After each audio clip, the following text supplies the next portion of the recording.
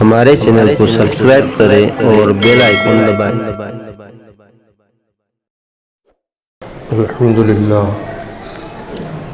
الحمدللہ کفا وسلام علی عبادہ الذین اصطفى اما بعد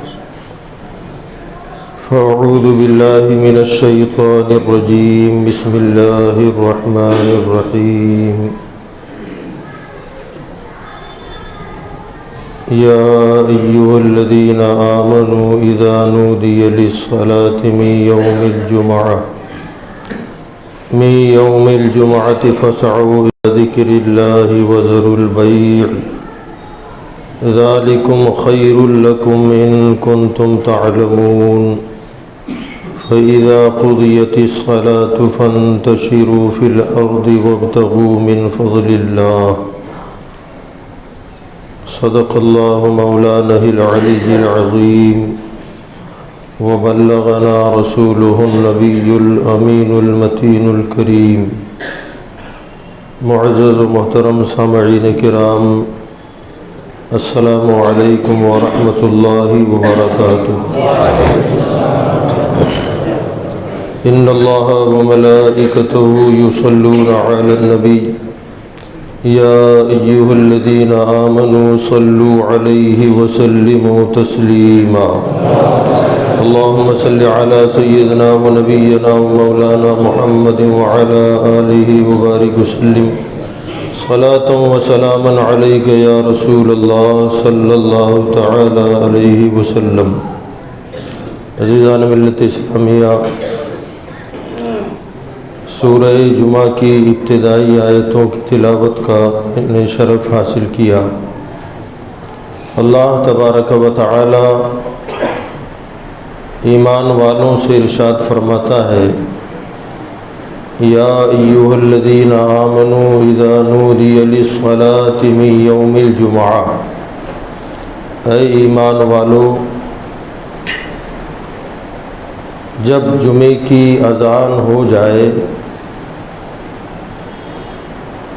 فاسعوا الی ذکر اللہ، دوڑ جاؤ اللہ کی عبادت کے لیے، وذروا البیع، کاروبار تجارت بند کر دو، ذالکم خیر لکم ان کنتم تعلمون، اور یہ کام کاج چھوڑ کر اذان ہوتے ہی مسجدوں کی طرف دوڑ جانا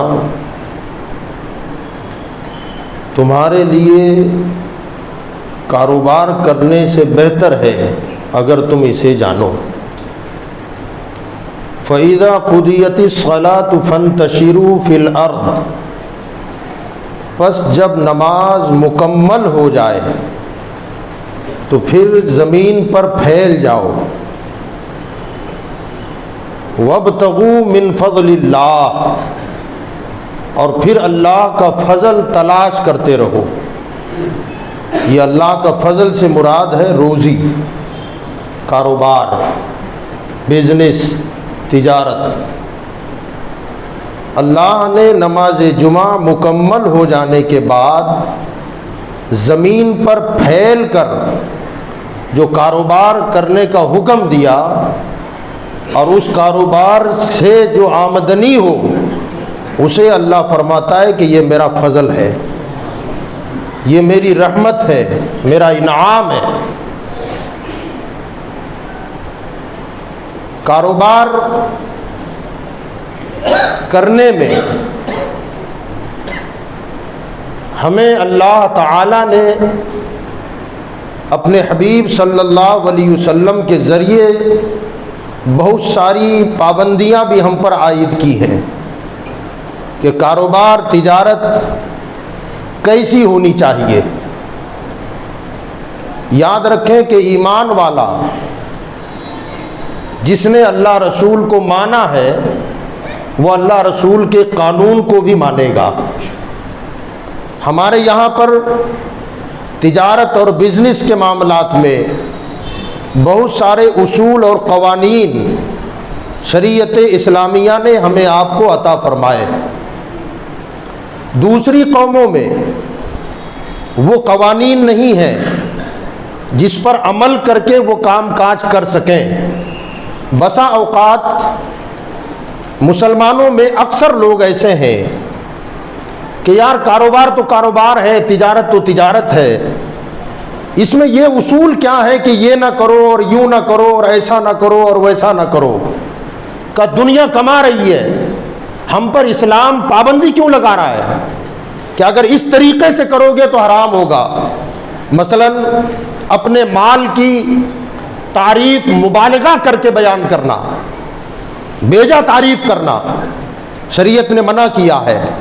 اپنے مال کے عیب کو چھپا کر بیچنا شریعت نے منع کیا ہے، اسے اجاگر کرو۔ اسی کے ساتھ ساتھ اگرچہ آپ کی تجارت بہتر ہے، مال بھی بہتر ہے، مگر اس مال کو بیچنے کے لیے، اچھا مال بھی ہے، اس مال کو بیچنے کے لیے قسم کھانا شریعت نے منع کیا ہے کہ اپنے مال کو قسم کھا کے نہ بیچو۔ اللہ تعالیٰ اگرچہ تم نے صحیح مال بیچا ہے مگر مال بک جائے اس لیے آپ قسم کھا رہے ہیں کہ میں قسم کھاتا ہوں یہ مال صحیح ہے، آپ لے جاؤ، اس کی تعریف کر رہے ہیں، قسم کھا کے اگر بیچو گے مال بک جائے گا، اللہ برکت ختم کر دے گا۔ یہ شریعت نے اصول بتائے، قانون بتائے۔ اب یہاں سوال یہ پیدا ہوتا ہے کہ دنیا کی دوسری قومیں جو بغیر کسی روک ٹوک کے جیسے سمجھ میں آتا ہے کاروبار کر لیتے ہیں، پھر ہم پر یہ پابندی کیوں؟ یاد رکھیں، جب کسی انسان کا مقام بلند ہوتا ہے اسی پر قوانین مرتب ہوتے ہیں۔ ہر کس و ناکس پر قانون نہیں لگتا، اور ہر کس و ناکس پابند ہونے کا مجاز بھی نہیں ہوتا۔ مثلا میں ایک بات بتاؤں، ہم اور آپ بھی انسان ہیں۔ کلیکٹر، ایس پی جو دنیاوی اعتبار سے بڑے عہدوں پر فائز ہے، جج ہے کورٹ کا، یہ بھی انسان ہے۔ جس طریقے سے ہم اور آپ کسی پان کی دکان پر کھڑے ہو کر پان کھا لیا، چائے کی دکان پر بیٹھ کر کے چائے آپ نے پی لی، کسی کپڑے کی دکان پر جا کر کے آپ نے شاپنگ کر ڈالی، ایسا کبھی آپ نے کسی کورٹ کے جج کو کرتے ہوئے دیکھا ہے؟ کیا کسی کلیکٹر کو آپ نے کسی پان کی ٹپری پر کھڑا ہو کے پان چباتا دیکھا ہے؟ نہیں۔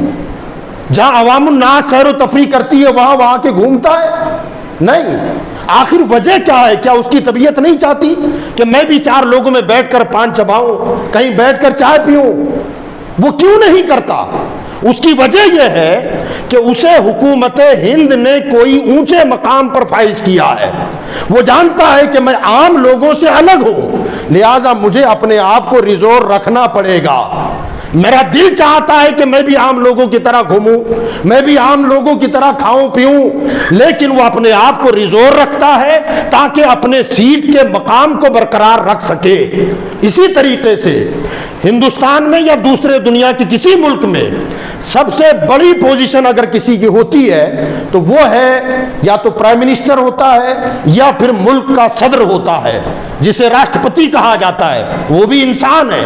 اب ان کے یہاں پر معاملہ یہ ہوتا ہے کہ وہ تو بولنے، کھلے عام بولنے کی بھی مجاز نہیں ہوتے، انہیں جو صبح بولنا ہوتا ہے وہ رات کو پوری طرح تیاری کرتے ہیں اور اسے دو آدمی پڑھ کر کے چیک کرتے ہیں اس میں کوئی لفظ ادھر سے ادھر نہ ہو جائے، اس لیے کہ کل پورے ہندوستان کی تقدیر کا مسئلہ ہوگا۔ اس کی زبان سے جو نکلے گا وہ بہت تول تول کے نکالا جائے گا۔ لکھنے والا الگ ہوتا ہے، اسے چیک کرنے والے الگ ہوتے ہیں۔ یہ تو بولنے کی پابندی ہے۔ اسی کے ساتھ ساتھ اگرچہ پردھان منتری ہو، اس کے اپنے گھر میں بھی کھانا بنے، اس کی بیوی بھی بنائے، تب بھی اسے بے روک ٹوک کھانے کی اجازت نہیں ہے۔ یہ قانون شاید آپ لوگ بھی جانتے ہیں۔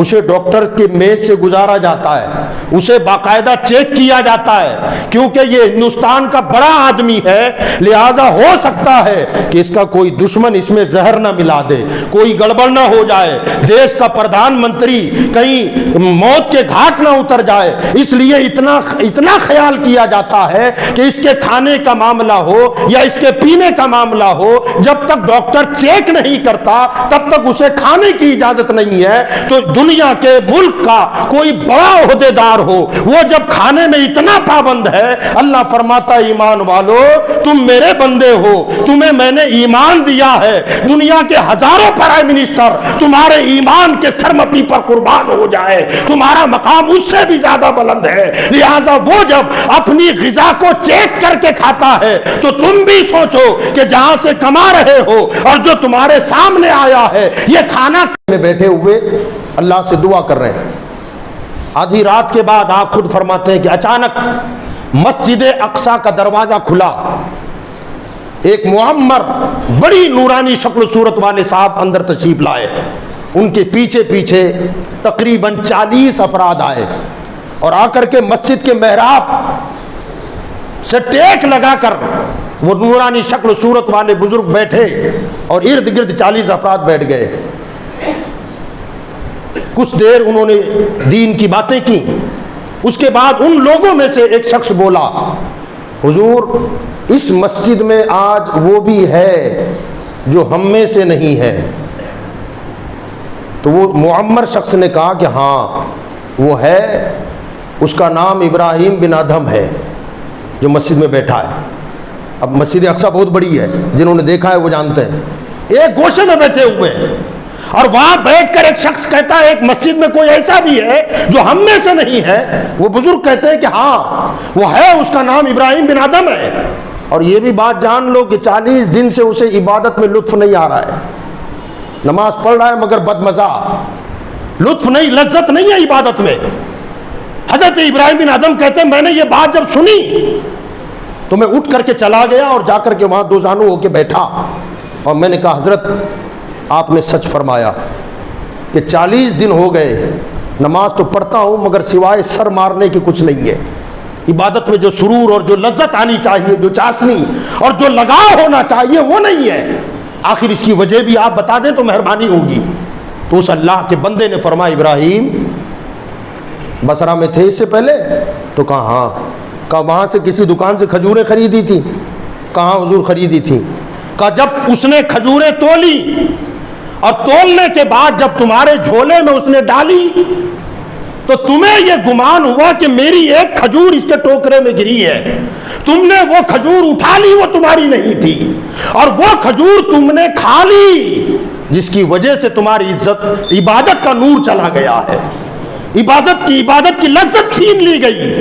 کہ اگر عبادت میں لذت چاہتے ہو تو جس کا کھایا ہے اسے لوٹاؤ اور لوٹا کر معافی مانگو۔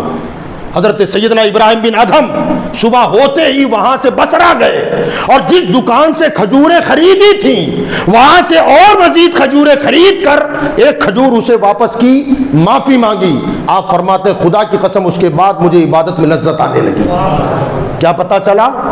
اگر حرام، وہ حرام نہیں تھی، مشتبہ تھی، شک تھا کہ میری ہے کہ اس کی، اٹھا لی غفلت میں، تب یہ حال ہے۔ اور اگر جان بوجھ کر ہم کسی کا کھا جائیں تو ذرا سوچو پھر عبادت میں کیا مزہ ہوگا، عبادت میں کیا لطف آئے گا، عبادت میں کیا دل لگے گا۔ اگر عبادت میں سرور چاہتے ہو تو رزق حلال، اس پر خیال کریں، یاد رکھیں۔ حضور رحمت عالم صلی اللہ تعالی علیہ وآلہ وسلم نے رزق حلال پر اتنا زور دیا کہ فرمایا لوگو حرام کی غذا اگر ایک لقمہ پیٹ میں جاتا ہے تو 40 دن کوئی عمل آپ کا قبول نہیں کیا جاتا، 40 دن کی عبادت رد کر دی جاتی ہے۔ آپ دعا مانگتے رہیں، آج ہم جو دعائیں مانگتے اور قبول نہیں ہوتی اس کی وجہ ایک کہیں نہ کہیں مشتبہ چیز ہمارے شکم میں جا رہی ہے۔ 40 روز تک اللہ عبادت قبول نہیں فرماتا۔ اور یاد رکھیں رزق حلال کمانا اتنا افضل ہے۔ حضرت سیدنا عیسیٰ علیہ السلام فرماتے ایک مرتبہ آپ سے کوئی ایک شخص ملا، حضرت نے پوچھا کہ کیا کام کرتے ہو؟ تو کہا حضور عابد ہوں، بس عبادت کرتا ہوں۔ فرمایا کھاتے کہاں سے ہو؟ کہا میرا بھائی ہے جو کماتا ہے اور مجھے بھی کھلاتا ہے، خود بھی کھاتا ہے۔ حضرت عیسیٰ علیہ السلام نے فرمایا تم سے بڑا عابد وہ ہے، تم رات دن مسجد میں رہتے ہو مگر وہ رزق حلال کماتا ہے اور عبادت کے وقتوں پر عبادت کرتا ہے۔ فرمایا جو 24 گھنٹے عبادت میں گزارے اور ایک بندہ جو اس پر فرض عائد ہے، فرائض اسے ادا کر کے اگر وہ روزی کماتا ہے تو مسلسل عبادت کرنے والے سے افضل وہ بندہ ہے۔ عبادت کرنے والا خالص عبادت کرتا ہے، مگر جو بندہ رزق حلال کمائے اپنے بال بچوں کو کھلاتا ہے۔ یاد رکھیں، رزق حلال کما کر اپنے بال بچوں کو، بیوی کو کھلانا یہ بھی صدقہ ہے، مگر رزق حلال ہو۔ آج عموماً شکایتیں ہیں اور ہر جگہ شکایتیں ہیں، ہم مسلسل علماء کرام، مقررین، خطبہ ماں باپ کے آداب پر بیان کرتے ہیں کہ ماں کا ادب یہ ہے، باپ کا مقام یہ ہے۔ اولاد ہے کہ نافرمان ہوتی جا رہی ہے، بگڑتی جا رہی ہے۔ ہم شکایت کرتے ہیں تو ماحول کی، الزام دیتے ہیں تو حالات کا۔ یاد رکھیں، حالات پر الزام نہ دیں، سب سے پہلے یہ دیکھیں کہ ہم نے اپنی اولاد کی جو پرورش کی ہے اور اولاد کو جو غذا کھلائی ہے وہ کیسی ہے۔ روایت میں آیا ہے کہ ایک مجاہد میدان جنگ میں جو مجاہدین کے گھوڑے ہوتے ہیں وہ سدے ہوئے ہوتے ہیں، وہ اپنے سوار کے اشاروں کو سمجھتے ہیں۔ فرمایا ایک دن میدان جنگ میں مجاہد اسلام جنگ کر رہے ہیں، شام کو جنگ رکی، اپنے خیمے میں آئے اور خیمے میں آ کر لکڑی سے ٹیک لگا کر سوچ رہے ہیں کہ صبح دوپہر میں جب میرے ساتھ جنگ ہو رہی تھی میرا دشمن میری زد میں تھا، میں نے گھوڑے کو اشارہ کیا کہ اچھل کر اپنی ٹاپوں سے دشمن پر حملہ کرے، مگر بار بار اشارہ کرنے کے باوجود میرے گھوڑے نے فرما برداری نہ کی، نافرمانی کی۔ آخر میرے گھوڑے کو آج ہو کیا گیا ہے؟